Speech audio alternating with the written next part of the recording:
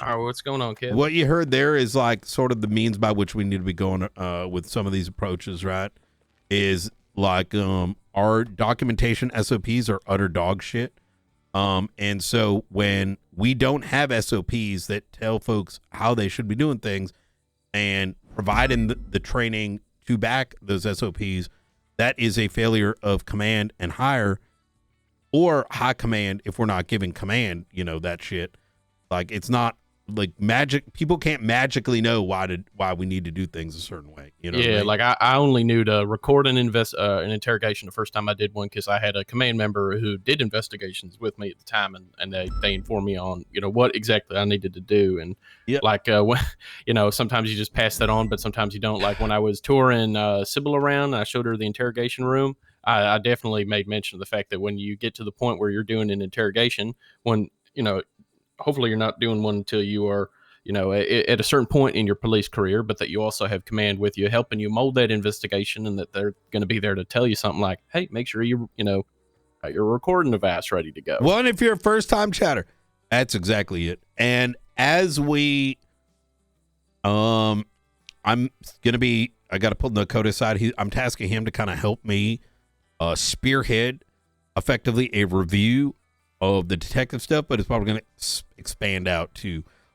And I want you, like, if you find things that are just unclear or have gaps, note them separately for when we do open the scope beyond detective shit when it comes to fixing the SOPs. Okay. I will just be transparent. The SOPs are so fucking backed up that we don't even have our uniform SOPs in the SOPs. And the member of high command that was instructed to just update the fucking SOPs still hasn't updated the LSPD ones. So that's a much greater issue because that problem is not even understood at that level as to why it's so important. So we're going to fix it. When I was talking to Romello like a week or two ago, I asked if he could run up a chain what the clarity is on like pursuit or like vehicle liveries and uniforms, and what do y'all want us to enforce, right? And because that it's been kind of there's like a thing from like 9 months ago where there was a clear answer, but time shifts and high command shifts and prerogative shift. So I was curious what the new hierarchies kind of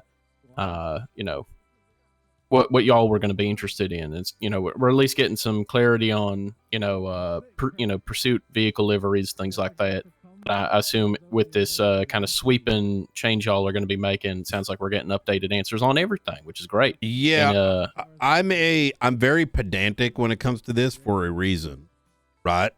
Unfortunately, how do I put this? If it's not written down, it ain't real. I don't care who tells me otherwise. Because without it being written down and it's not like, codified, well then I could come over here and tell you, yo, turn your shit this color. And then I go off duty and then another command member comes through and it's like, yo, turn your shit this color. Well, what's up and what's down? You know what I mean? You always need a reference back. But yeah, and I think people have like I think on most of these issues, if you dug real deep through the MDT, you'd probably find a dossier with a link to a report that's got some kind of thing. But the person who wrote that and the 5 people they shared it with that was relevant at the time, maybe they've all moved on, or they're not doing command work anymore, or they forgot to bookmark it, or their bookmark got removed in the MDT, and we just kind of lose a lot of our written record, and that kind of we become reliant on like tribal knowledge, right? But then that itself has its own pitfalls. So I think it's good that we're going to be going through and kind of tightening everything up, getting everything written down, get it all in one place. And I think we should make sure that we got it in our handbooks that we pass out. Is that via email? But I think we should also try to make sure we get it in the MDT if possible. To double proof it. You know what I mean? That is precisely what I want to do. Is there'll probably be the one like the core may remain in the Google Doc. I'm not trying to fix the world. Look, I don't know when the time bomb's going off. Just transparently. And so, you know, effort is aligned with not solving the world if you know the world might collapse in 3 months, just transparently, Exactly. right? Yeah, So absolutely. I the way that I'm looking to do it is let's call it the holy Bible of SOPs will remain wherever they are in that Google Doc. But I do want to get a condensed version available on the MDT, because if High Command can't even open up a Google Doc, let alone, you know, some people not even knowing how to use Google Docs to request access to videos, I don't know. Like, you know what I'm saying? Like, well, guess what? Ain't nobody going to look at the doc then. You know what I mean? Yeah. So if it's in, and there's a format I'm going to be using, it's probably going to be like your cover report, bookmark for everyone, and then the subsections in like sub-reports that are referenced. So that reports, the core shit like is separated out, available in the MDT. So anyone, if told or reprimanded or taught or whatever it might be, referenced, you know, we got to talk about it. We can literally pull it up and make alterations live instead of having to jump to our Google Chrome or whatever the fuck. So, but let's table that for now. Have you had a chance to chat with Romello? No, I ended up not being able to make it back around in shift 2. I don't know if he was around, but I presume he was. But no, I've sent him a text message saying, "Hey, I'm going to be around all day today. When you come around, I need to catch up with you." Okay. Okay. From what I understand, it sounds like Helen told me one thing, and then the next day maybe talked to Romello or somebody else and said another thing. No, look, I'm sure she's been thinking things. She had behavior unbecoming, and it included, but was not limited to, making statements like, my high command, look, transparently, she went crying to, there's a difference between insubordination and God damn it. Look, insubordination has very specific meaning, right? And I don't think that's necessarily understood. This goes back to holy fuck, we need to almost start square one on some things. Look, I'll just tell you what happened, right? Like, I had a call with her. It did not, she sounded like she was looking for help, but she wasn't very direct about it. She was kind of swirling around like, hey, I need help with this thing, but I can't give you any context. You need help with the docket case, with the clown stuff happening. And, you know, when I tried to get context or provide some help without knowing exactly what the hell she was asking about, she was giving a lot of attitude back, which kind of, quite frankly, pissed me off, because you ain't going to call for help and then get pissy, right? Ain't anyone going to be helping you with that. I don't care what your rank is. That's not behavior. That's right. But then it sort of swirled to this direction where she wanted to put him into Parsons, but Parsons doesn't exist. She wants to know how to do that. And she would not accept the fact that you cannot, with a court case that was literally coming up. Oh, yeah, she was offended that I didn't know her court case was coming up. And it's like, I'm not a fucking magician. You know what I mean? That we couldn't get Parsons up and going when the court case was like in 3 days. And I don't know how to tell you this. That court case was kind of odd because I don't know how to put this. If you're putting someone to death, however, if you're putting someone to death or giving them life in prison, you need to ask a federal psychologist as to what their thoughts are if you're going to take it that far, which is fine. It's not something that's something that we just understand and don't even need to talk about. However, she pushed for life. No, she pushed for death and then life because he requested it, because Chatterbox wanted it. So that made the situation a little bit more awkward when she then said to the judge she didn't want that. So there's a lot of like, just, I don't really get what's happening type shit involved in the conversation, but she wouldn't provide it. And instead of communicating these problems in a way where myself, Stevie, Rod, whoever that could assist with this can understand the issue, she sort of just kept lashing out. Right. And including but not limited to a conversation she had with the sheriff, in which she said she's not interested in PNT if she didn't have command. This is how it was communicated to me from Frost. During the trial, she in public court stated that her command doesn't support her, despite us being there, despite her putting zero effort into letting our department even know that the trial was happening. She is not a fucking child, right? And she needs to act like an adult, right? Like, we have people that do poo-poo pee-pee. I do poo-poo pee-pee too. But you will not, in this department, expect people to treat you like a child, right? Because you're acting like one. You know what I'm saying? Mm-hmm. So, with what she was saying very openly and disrespectfully and making it known that, you know, she's some fucking victim in all this, which is what she was portraying herself as, we sat her in that room, myself, Romello, and Frost, and we had a very open dialogue. I told her exactly how it was. I put it on the table. I let her know that, you know, that behavior will not be acceptable, and it was effectively putting her on notice, right? There was a conversation prior to this, prior to her walking in which it was on the table that we might just fire her right then and there. We don't have time for that shit. Don't give a fuck what you think you're bringing to the table. You will not be holding any department hostage. Just as much as if this doesn't work out for me, right? If I don't like this, I will leave. That's an adult decision, right? Right. And so even before when she came to the door, she came knocking. Sheriff tells her, give us 10 minutes. And she had the audacity to say, without knowing the context, well, I'm not waiting 10 minutes, something. You know what I mean?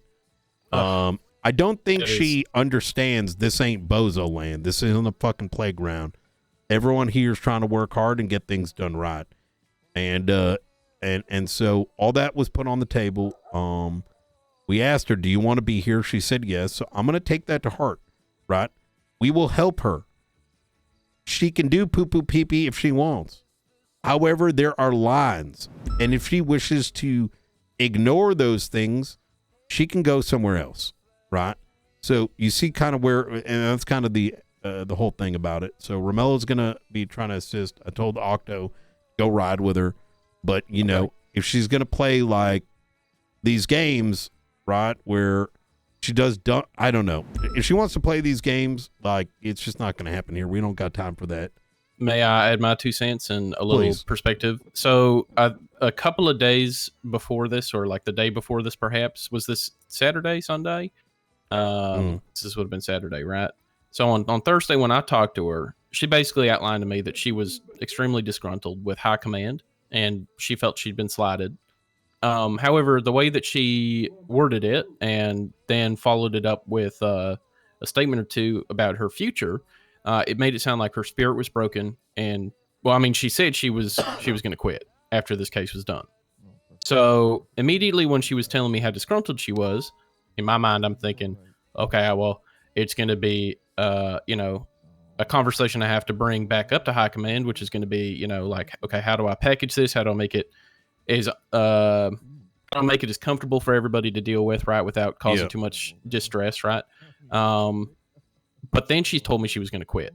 So in my mind, I'm thinking like, okay, well, the solution's already presented itself. Like, she sounded broken by this whole ordeal, and she just resigned to, you know, slink away after this case was done. And, you know, unfortunately, I you know, went off duty for the night and then started my weekend, and sounds like some things happened in the in the meantime, I should have at least sent a text message or something like that. I think that would have probably been helpful. But it just seemed like a big thing, so it kind of seemed maybe inappropriate for information to pass on by text. Seemed like an in-person conversation to have with high command for me. But so I go ahead, sir. Oh, I hear Romello outside. Let's bring him in. Absolutely ridiculous. Hey, Romello. What's going on, Nate? Do you got a second? Yeah. What's up? All right. Here. Let's go into the big one.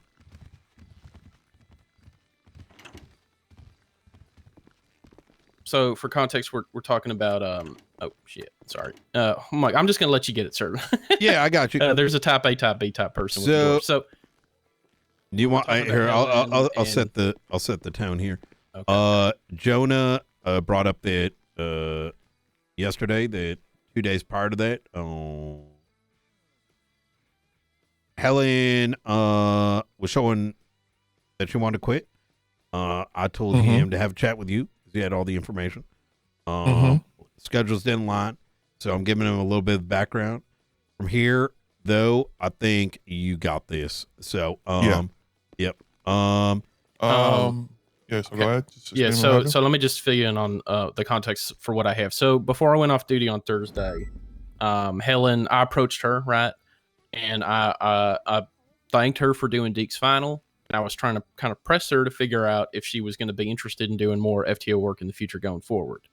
So I had not gotten a definite answer from her. I had not really seen her on duty since the it would be tragic, but the thing is, change in the right? department, right? And I was just trying to get like a don't firm answer have from her. Where she was bandwidth to standing. treat someone like. She basically told me that she felt personally slighted. There by is no high room command for main ignoring her in characters, her own right? words, and that she was going to finish up her court case. And quit, like and that it's she was just kind of done. You have with to the work whole together. thing, You can't just her way out. So it's impossible I to wanted work to bring with. this up to the chain. I'm not sure you were around after I had that conversation.